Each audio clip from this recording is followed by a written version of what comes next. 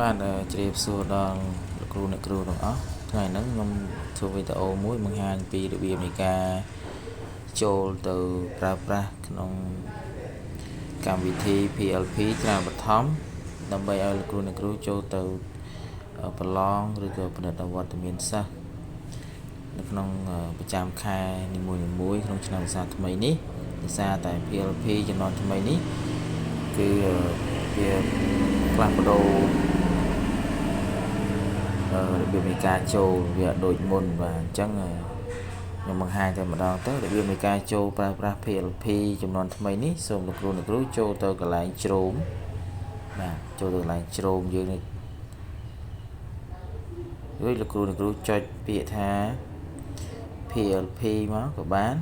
បើខ្ញុំនេះវាមាន PLP Primary School បាទបន្តមកលោកគ្រូអ្នកគ្រូចុចពាក្យលើ PLP ខាងលើបាទនៅពេលដែលលោកគ្រូអ្នកគ្រូចូលទៅក្នុង PLP នៅលើទូរស័ព្ទដៃ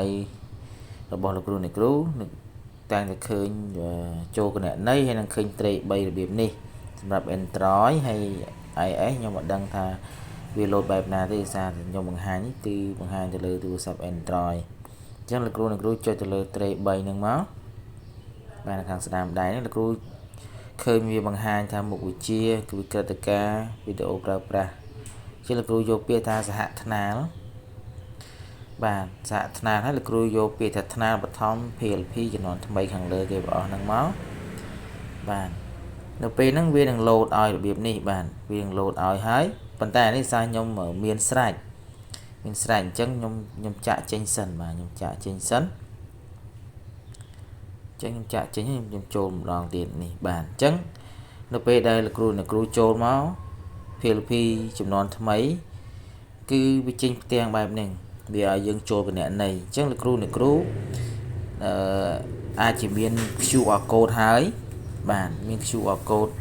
សម្រាប់ប្រើប្រាស់ហើយទៅតាមសាលានីមួយៗអញ្ចឹងលោកគ្រូអ្នកគ្រូគ្រាន់តែចូលកន្លែង scan QR មកបាទរួចហើយលោកគ្រូអ្នកគ្រូជ្រើសរើសបាទយកពាក្យថាជ្រើសរើស QR បាទរួចហើយនេះខ្ញុំមាន QR ស្រេចបាទអញ្ចឹងខ្ញុំដាក់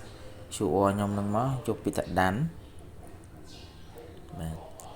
នឹងវា scan បាទវាចេញឲ្យនេះបាទចេញឲ្យវា PLP ចំនួនថ្មីហើយបាទនេះឈ្មោះរបស់ខ្ញុំបាទនេះយើងចង់មើលតន័យគ្រូសិស្សអីនៅលើនេះទាំងអស់អ្នកគ្រូចុចនៅកន្លែងសញ្ញាព្រួញកន្លែងឈ្មោះយើងនៅខាងស្ដាំដៃហ្នឹងមក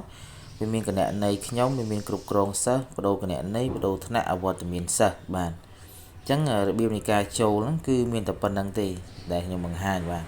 អញ្ចឹងសូមអរគុណ